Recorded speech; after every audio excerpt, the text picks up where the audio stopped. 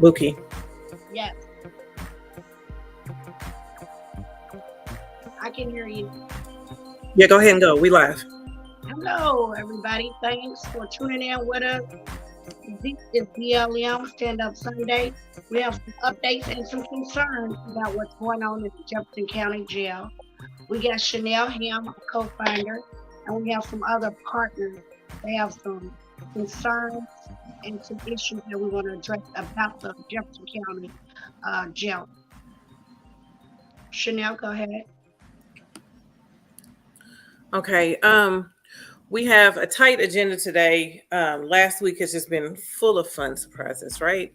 But we wanted to make sure that we stayed on par about where we're at with LMDC and our community partners who have been holding LMDC, Louisville Metro Corrections Department, accountable since the first death almost 4 months ago. We are now looking at the 7th death today. We do not have their name. They're trying to get a hold of their family members. But we do want to address some other issues that have come up and into play with not only just that situation, but like what are some action steps to take and like what is definitely happening around Louisville Metro Corrections, but also LMPD, and who's being held accountable. So our conversation is definitely going to be candid, but we are going to pull in some specific pieces around what can take place and what can happen. Join us for the entirety of the show. We'll have some resources, a list of our community partners, and some action steps as well. I think up first is Stephen just giving us a brief update on the Hagerson trial. This anniversary of Breonna Taylor's passing, sending energy to all of her folks and people and everybody, not only just in Louisville, but across the globe, who joined to the streets in 2020 to amplify just the heinous and corrupt ways that our law enforcement take Black and brown lives every day. Thank you, Chanel. Yeah, most of you, of course, will have heard that the only LMPD officer to face anything like legal consequences for the death of Breonna Taylor was tried in federal court, found not guilty on March 3rd.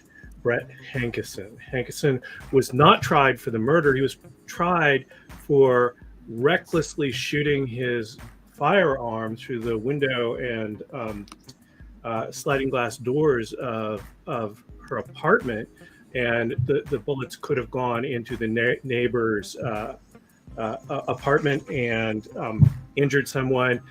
He was found to be not guilty of even this ridiculous charge in a case where a woman was murdered under color of law, and after which, and this is after, of course, the Kentucky Attorney General declined to place any charges or try to pursue any charges against any of the other officers involved in the murder. This, of course, is a case where we see once again that LMPD officers, like police officers almost everywhere, are rarely, if ever, held accountable for even the most grotesque acts of violence against citizens, especially when they're Black, especially when they're people of color, who are disproportionately affected by this kind of violence. And what I would like to hold up here is this is oftentimes referred to as the doctrine of qualified immunity. Qualified immunity actually refers to the idea that police officers and other government officials, it's almost impossible to bring civil action against them. So after this federal criminal trial decision, federal criminal decision, it's extremely unlikely that any civil action could be taken against Hankison, even though as is quite normal, the city is willing to pay out civil damages without going to trial, without admitting guilt. This is normal. Billions of dollars are paid this way every year, where police departments around the country decide that they will never allow these kinds of cases to go to trial. They will settle out of court and pay the families of victims of police violence. So why can someone like this not be convicted? It's not exactly the doctrine of qualified immunity. What it is that police have been granted an outsized moratorium on conviction or really even prosecution because they are allowed to say, if they fear for their lives, or if they think someone else could be injured, they can act almost any way they want to. They can literally get away with murder as long as they're willing to claim that they were in fear for their lives. And of course, this dates from a long series of decisions where where courts, including the Supreme Court, have ruled that that in the public service, cops have a right to defend themselves. Understandable. However, most of these claims almost always upheld by, pushed forward and sheltered by police unions, usually by cities and police departments as well. They amount to people who are claiming to be doing a job in defending the public, and what they're doing is enforcing a racial hierarchy and enforcing social control. And fun fact, not so fun, you may not know this, but police have repeatedly been ruled by courts, including the Supreme Court, to have no responsibility to defend citizens from violence. That's correct. You heard that correctly. Police have no legal or constitutional obligation to defend anyone from violence. Their job is to fill out paperwork after a crime has been committed and someone reports it. That's their job. And that's what we're living with now. And we need to both review the doctrine of qualified immunity, get rid of it. It needs to be challenged over and over again. And then we need to look at the outside sense of self-defense that cops claim in court, and change the ways in which we hold them accountable, but not just them, their entire chains of command that send them out to do these sorts of risky actions that put absolutely everyone at risk: the victims who are killed by cops, the neighbors, the bystanders, and even the cops themselves. Time to end this, and time to end the collusion of prosecutors who need cops to make their cases, and so almost never want to try to prosecute them unless there's a public outcry, a gigantic protest, or their own department throws them under the bus. Yeah.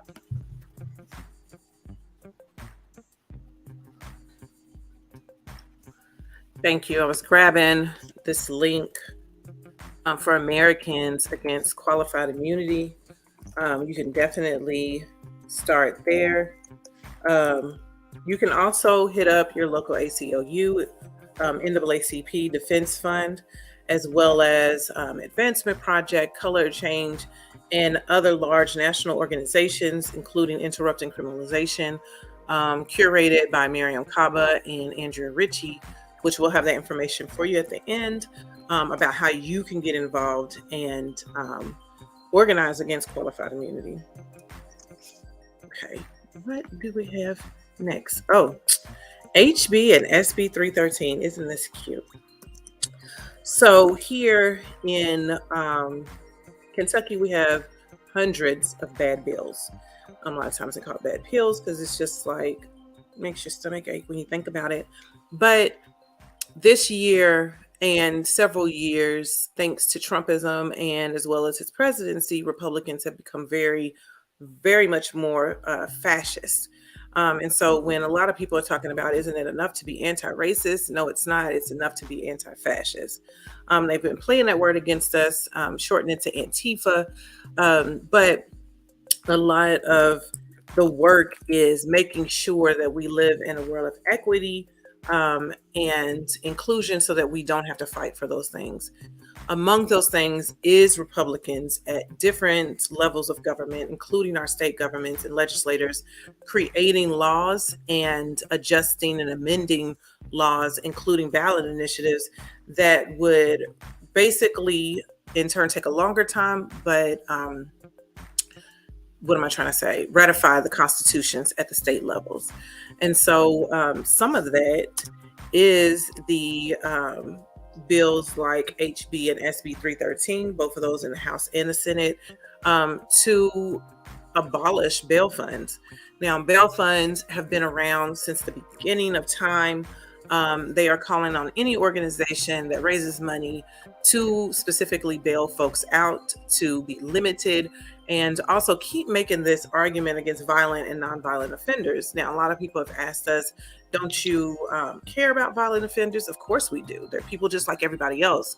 And we think that is a part of the abolition narrative that folks confuse a lot of the time, but also remove from existing.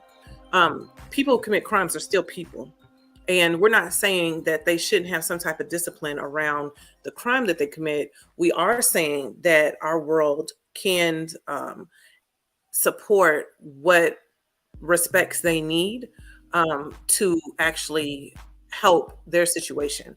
And it isn't saying, oh, you're innocent and, go into this very black and white space. We are saying that it is very fruitful and colorful, the different types of solutions that we can come up for than sending people to jail and prison, which we do know is not a place for rehabilitation. We know that rehabilitation does not work. We have seen torturous and heinous things happen to people in jail and in prison, which is why we're amplifying today the work that several organizations have done to hold LMDC and the city and other lawmakers locally accountable for people that have died. And so we need folks to call Frankfurt, checking to see if we got the number here. But we want you to call and ask your legislator how they feel about Senate Bill 313, House Bill 313, and ask them to invoke other support mechanisms in that bill instead of hindering the work that organizations, and it would be applied to any organization, not just bail funds, around getting folks the support and the things that they need. Community bail funds, freedom funds, and immigrant funds not only pay for bail, we pay for transportation, food, housing, and lots of other things just to make sure people aren't caught up in the hands of the state. I got that number for you, and I'm about to get it right now. Call Frankfurt.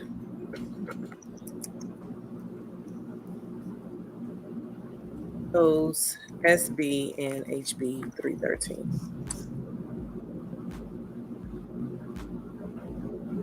When you got to do all this at the same time and you're usually in the back. You got that up there. You got a comment. All right. What's next on the agenda? Oh, now we're going into current events. Definitely introduce yourself for this conversation. We've got our data analyst at Louisville Community Bail Fund, Rebecca Fredericks, and Judy Jennings. A lot of folks know Judy Jennings in our community, and they will be going through what is happening in LMDC and how do we get to our 7th death today, especially after we have amplified what it means to have people die in jail before trial and pretrial incarceration.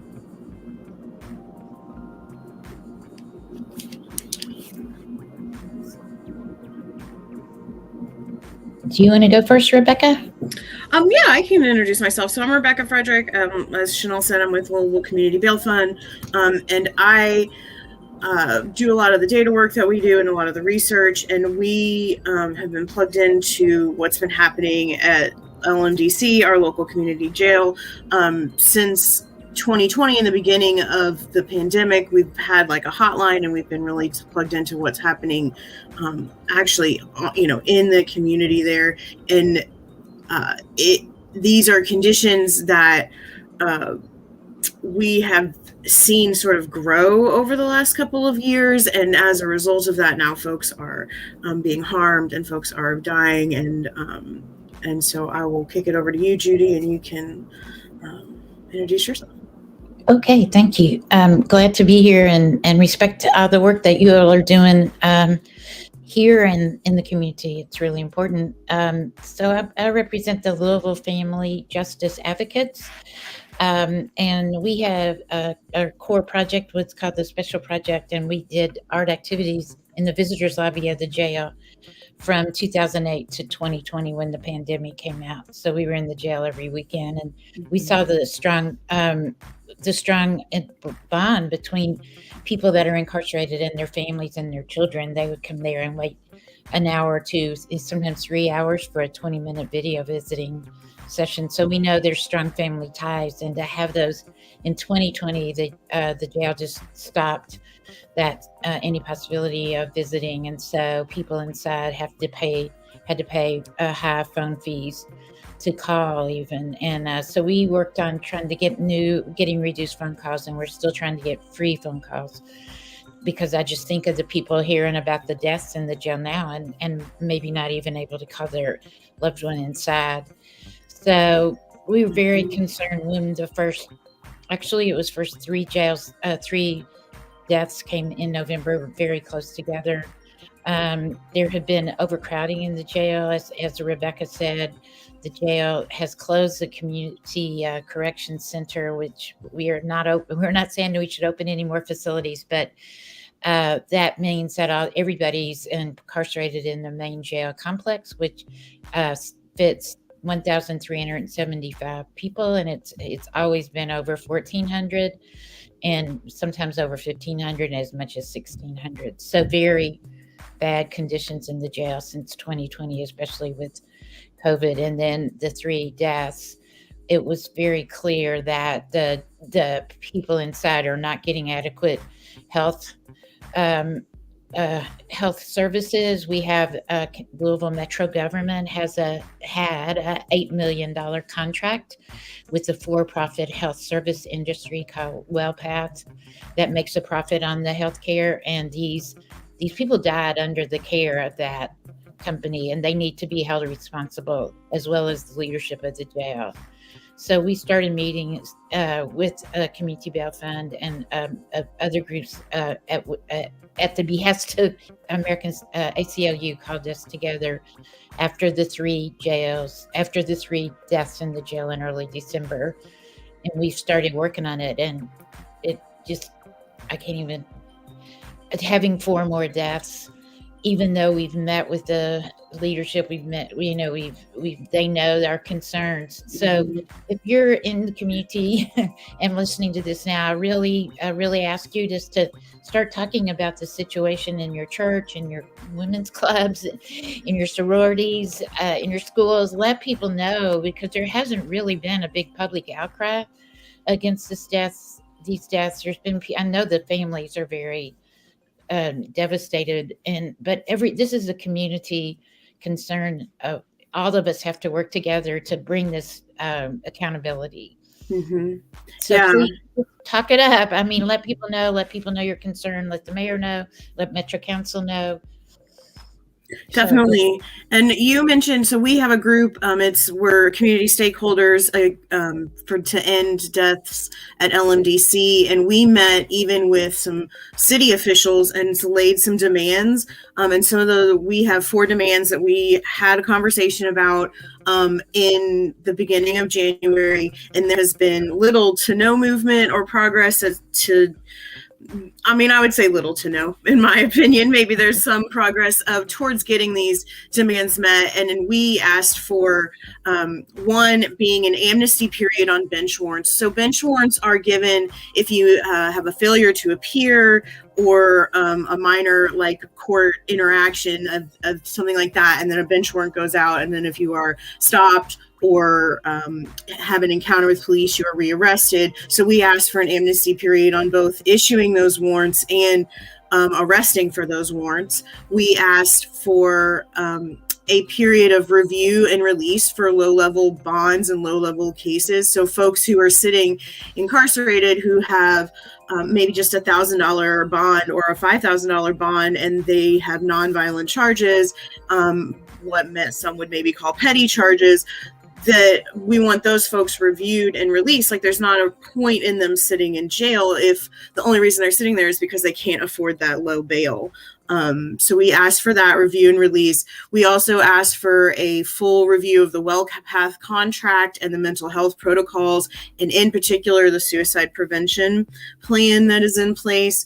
And we also asked for the implementation of a community review board that would help the jail to have best practices that are community-based in what they're doing in the care for those that are in their those care for those that are with them at the moment.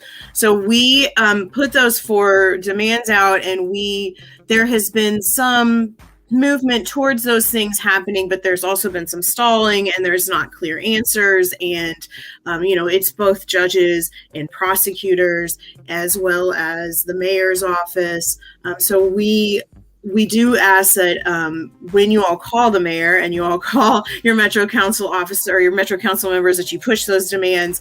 We will have those out in like a format that folks can see what those are very soon. But those are the things that are important, is that we need to start getting folks out of the jail. We need to start getting folks properly assessed when they enter into the facility. So there was there was the death today, but there was also an incident a couple days ago with 3 gentlemen who had an overdose on the booking floor.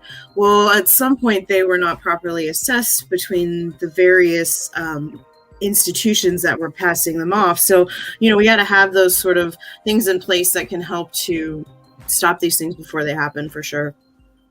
Yeah, and also many of the people in the jail haven't even been convicted of anything because they're awaiting trial. And in December, 49% of the people in the jail were awaiting trial, so that's almost half. So we need to release those people, get those. That would be amazing if those people could just go home and come back when it's time for them to have their day in court, because the court systems are very delayed now, and that's having the attack on the community bail fund and the Louisville Bail Project and other bail funds is just another way of keeping people in jail. So this is really important to not have these keep having these bail funds, and to get people out of jail, not keep them in there where they could die. Mm-hmm. Yes, absolutely. And I think it's also important to note that, the last set of data that we received as the stakeholders from the city, it stated that there were just not a lot of low bonds. So the other reality is that now that the bail funds do exist and we are moving at getting folks out that have the lower bonds, they're just starting to put higher bonds on. These judges and the prosecutors are asking for higher bonds. So it's kind of a vicious cycle of they're making it impossible to free folks who are being held hostage in a jail that is understaffed, overcrowded. We get calls a lot about, we get a lot of calls from the men's side, not the women's side, but the men's side talks a lot about having to sleep on the floor.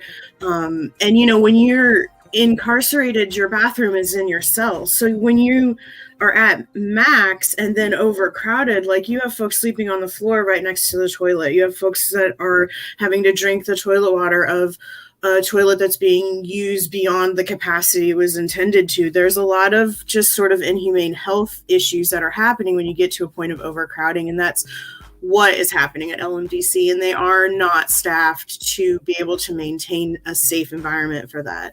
And I even read today that part of the WellPath contract says that incarcerated folks can fulfill some of the WellPath intended positions, like suicide watch and things like that. And so then we get into, there's a lot of layers of safety for that. There's a lot of connections between the oppression of the people inside the jail and ways of keeping them from having a healthy environment and taking advantage of their incarceration to do work, like you said. And there's also more young people in jail now, people under 21, from 18 to 21. The juvenile justice, sometimes, they're putting them, if they're close to 18, they're going to go in there. And the average stay is longer now. It's 30 days is the average stay in the jail. And before the pandemic, it was like 21 days. So people are getting left in there a lot longer than they need to be in a dangerous place. Yeah, they really are. So we have our next steps on this is to definitely keep an eye out to our organizations and all of our partner organizations. I believe there's a slide that will have all those logos so you can find your organization on there. Definitely the 490 project has some graphics that maybe we'll get them to repost, but they had some graphics that has all the contact information and the different demands that go to the different contacts that you can call. And LSurge also has a letter that can go out to the judges that folks can sign from themselves or from their own organization or their own group of people. And all of those things just really push towards the end goal of getting more folks out of an overcrowded, dangerous jail that is actively harming folks. Yes. And as a community, we have to work together to make that happen. Yeah. Thank y'all so much. I think that was one of the most important pieces that folks didn't really understand as well, because we get a lot of heat for the work we do, believe it or not. And one of the largest pieces that kept coming up was how could we, especially around Quintet's situation, Lord, how could we bail somebody out that attempted murder or was violent? And regardless if somebody is charged with something, they're not sentenced yet. They're in pre-trial. They're also in pre-hearing. The only hearing you get when you get to jail is arraignment. And then you have these other hearings that come up, and they're really to see how the case should go to trial and what stipulations can be set. And we wanted to make sure people understood that bail funds are only here, community bail funds, freedom funds, immigrant funds, to take care of those needs, whether they're the person that is being accused of the crime or the person that has accused somebody of the crime, for their support needs. So we don't only adhere only to the person that has accused of attempting a crime. We also adhere to the rest of the community needs, whether or not their home life is okay, whether or not the intended victim has the needs that they need, and legal support for all involved. We work with hundreds of public defenders as well as private lawyers to make sure that those things get taken care of for a number of reasons that folks may have some type of criminal charge or situation. So we wanted to make that clear because it was really frustrating as we were like sending it out to all the trolls. We had plenty of trolls in the comments, but also regular folks asking questions. Also, like, isn't this a hate crime? Isn't it this? We can't state what that is because guess what? We are not the judge and jury. We are not the court. We are not law enforcement. We are community members. Most of us impacted have been arrested or also targeted by police and other law enforcement, as well as people who are advocating on behalf of a community member and a loved one in jail or prison around their case. So we do intensive work with our legal community as well as the community folks to see how we can support or assist in a situation. Putting up a comment. Oh, that wasn't a comment. Yeah, it's Rebecca's mom. So, of course. Y'all know Granny Nancy. She's always going to be there. She's with the 490 Project and want to lift all those people up as well, too. Right. Sorry, but the response of the mayor was to give the WellPath $2 million more in funds, and think of that $2 million in community-based services would have really helped. So you're right, we really need to use some money from our government to pay for community services. And a big piece of government funding that has come into play is the American Rescue funding, which this absolutely could pay for. That American Rescue Plan, ARP funds that you keep hearing about, are to support local governments at the state level, of course, from federal funding around pandemic needs. This was totally a pandemic need at the height of March 2020.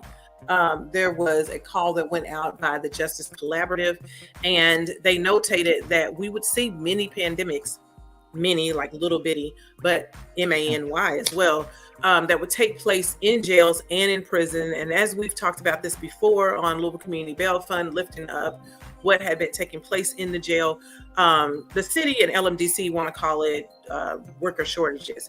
I'm not getting ready to give that the credit. You have a humane attribute to yourself to know that it is wrong to send people who you don't know if they have COVID or not, because there wasn't many COVID tests, just temperature checking, and putting them in cells, group cells with other folks, which did happen and got people COVID.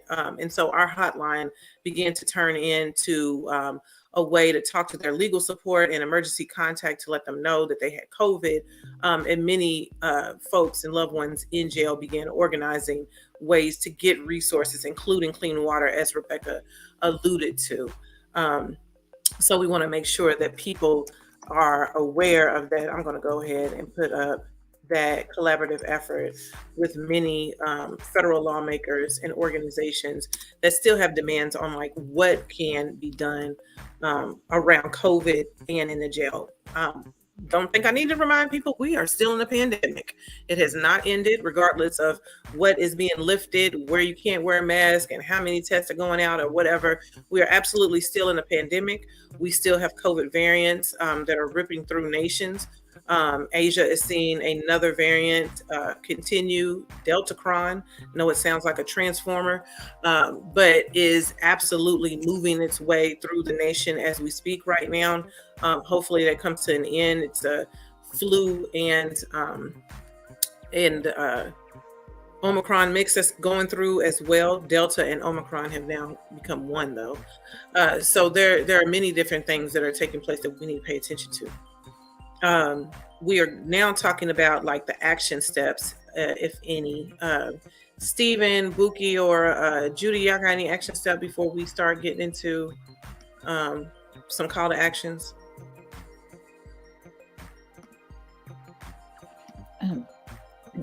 Well, just again, I would say just getting educated, like, and with us too, because it directly impacted people are really, we need to, that's who should be leading this. We need to hear those stories. So really which comes from the community to speak about these, both of these, all of these conditions and explain to people what's happening. Absolutely. I totally Stephen? agree with her. Oh, go ahead. Just pass the word around. Keep your ears open. Keep data on what's going on in your community. Keep an eye out on what's going on at the jails. The folks that are in there, like Chanel said, they did commit a crime, but they are human beings. They need support too.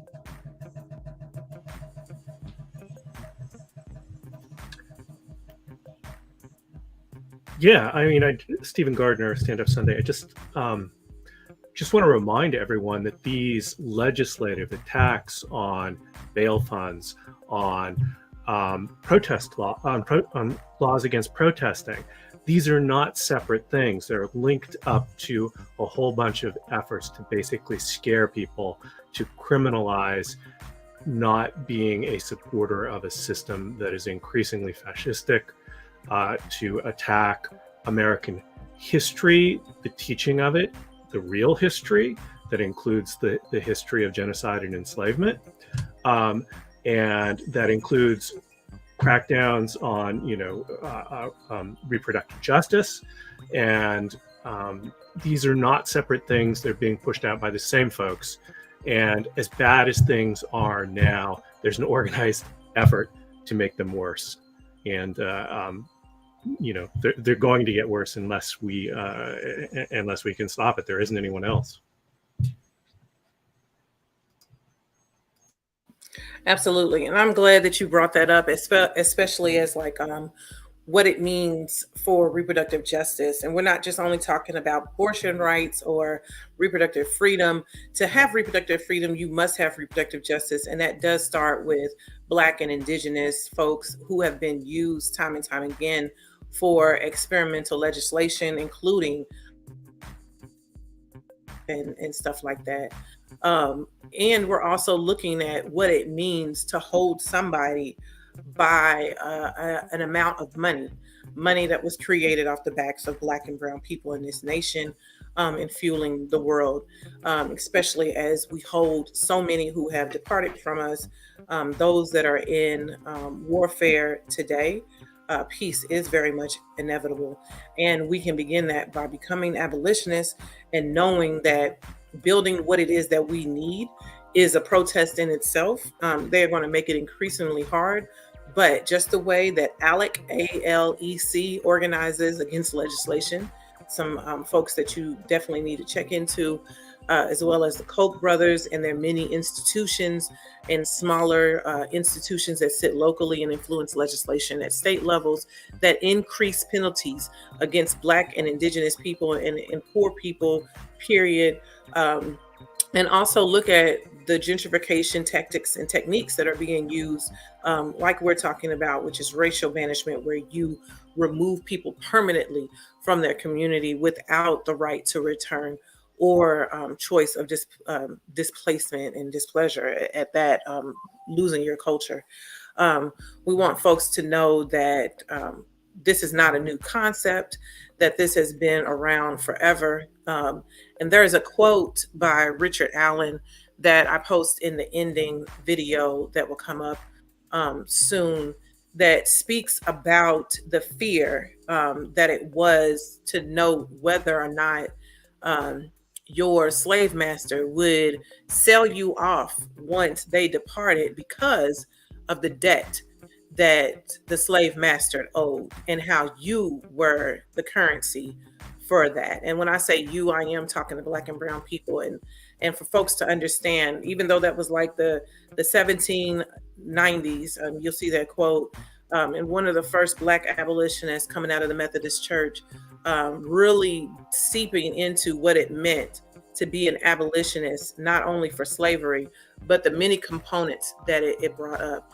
It reminded me that is exactly why the 13th Amendment is still intact and holds bail, as well as jail and prison as enslavement for people for crimes, not attributing to their crime, but attributing to what it means to hold a body, to keep a body as currency in this country. So reminding you to reach out to the organizations you see later. I'm going to throw this up here for National Bail Fund Network. Regardless of what city, state you're in, there is a bail fund, community fund, and an immigrant bail fund that is there. Definitely check out National Bail Fund Network and check in with your local community bail fund. Support that work. We'll also have some volunteer opportunities posted later so that you can see how you can fit in and support these communities, whether it's directly with us or with many of the different folks that we work with to get our people free, regardless of what that is, housing, food justice, as well as childcare and education. So thank you all for joining us today. We know today is a very heavy day, but they don't always have to. Let's make sure we're still fighting for justice, and that justice looks like accountability and building what it is that we need and how we need to do that. Anybody else have any other last words? Did I read that sentence and say that at the same time? Yes, I did. All right. Thank you all. Thank you.